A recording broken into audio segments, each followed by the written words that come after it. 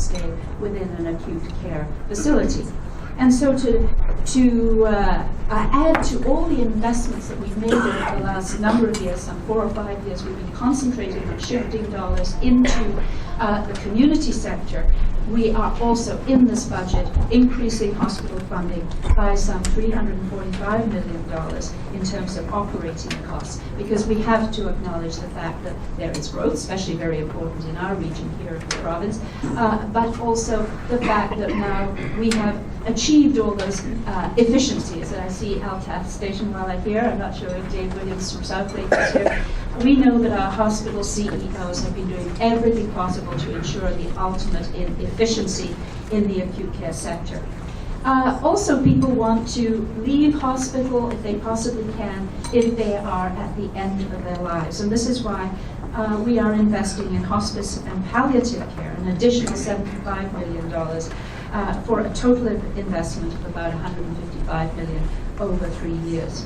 The next item, we still don't have the healthcare slide, anyway. You will also maybe have heard, if you're in the relevant age group, this was good news for me, we are offering free shingles vaccine for Ontario seniors aged 65 to 70.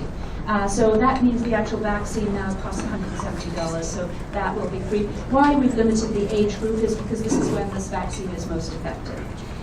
Cancer care services. We're putting in an additional $130 million over the next 3 years. We're also changing the Ontario Drug Benefit Program, and you may have seen a little bit about this. This has proved somewhat controversial in the legislature, but our desire was to redistribute the burden of paying for medications. And so we're increasing the low-income threshold for singles and couples on the Ontario Drug Benefit Program that will result in some 170,000 additional seniors having no annual deductible. They will not pay at all for that. Now, above that, above a certain income threshold, and that has not been exactly determined yet what that threshold is going to be. There will be an increase in the deductible from $100 to $170, and there will be an increase in the co-payment, which is now $6.11, $7.11. So this is the first change in deductible and co-pay amounts in 20 years. As I say, it has been controversial, but this was a very definite effort to redistribute income, essentially. Giving a boost to the poorest in our society. And at the end of the day, Ontario seniors will continue to have the lowest out-of-pocket expenditures in Canada in terms of their drug costs. So I am now going to hand over to Minister Moridi, who is going to be telling you about investing in people's talents and skills. And hopefully we can all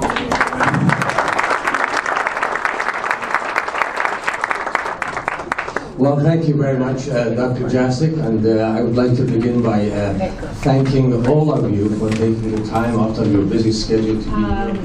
You will see, when they click, that we do have a long-term affordable housing strategy. We're investing in children with autism.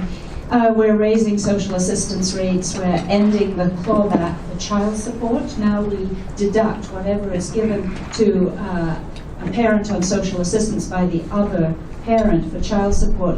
At the moment, we claw that back. In other words, they don't see any benefit. So we're ending that over the next year, which is going to make a significant difference within families.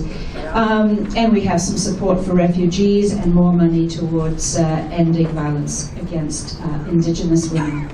But I really just want to say something about a far more important to my mind initiative that we are taking through my ministry, and that is reform of the whole social assistance system. You may have heard about my dreadful computer system. I had major issues at the beginning when I took over as minister. A computer system was developed over 4 years by IBM to address 810 rules that we have in social assistance. You can imagine the complexity of that.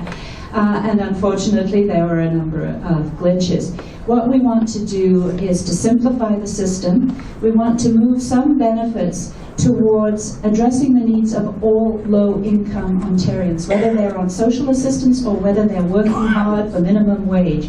So just as we've done with dental programs for children, that is now available to all low-income Ontario children. We want to move various health benefits that are currently available for those on social assistance to meet the needs of all low-income Ontarians.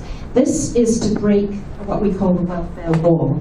Many people will not go off social assistance because they're so worried that they will lose their benefits. Sort of like I'm losing the sound.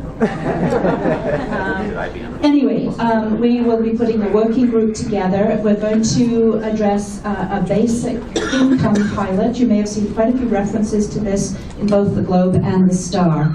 And this is where, in fact, you can potentially lessen is there another one working better? Anyway, I'll just shout. Thank you.